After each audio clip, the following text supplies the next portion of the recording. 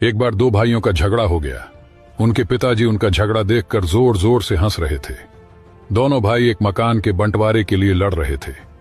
पिताजी को हंसता देख दोनों ने पूछा, पापा आपको क्या हो गया?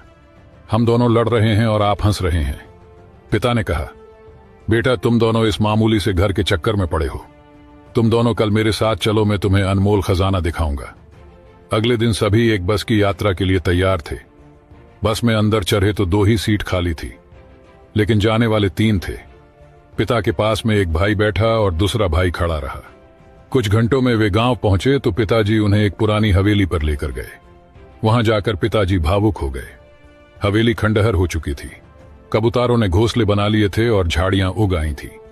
पिताजी रोते हुए दोनों भाइयों से बोले, ये हवेली देख रहे हो, इस हवेली में तुम्हारा बचपन बीता है। इस हवेली के लिए मैंने भी अपने बड़े भाई से लड़ाई की थी और मरने मारने पे उतारू हो गया था, जैसे कल तुम दोनों लड़ रहे थे। आज हवेली तो मुझे मिल गई, लेकिन भैया विदेश चले गए और मुझे कहा कि यह हवेली तू रख और मुझसे रिश्ता खत्म कर। मैंने अपने भाई को खो दिया इस हवेली के चक्कर में और आज ये हवेली खंडहर बन चुकी है। तुम दोनों भी अगर ऐसे ही लड़ते रहे तो जमीन तो खंडहर हो जाएगी, लेकिन रिश्ते हमेशा के लिए खत्म हो जाएंगे। इस बस की सीट पर बैठकर आए हो, क्या वो जीवन भर के लिए तुम्हारी हो सकती है?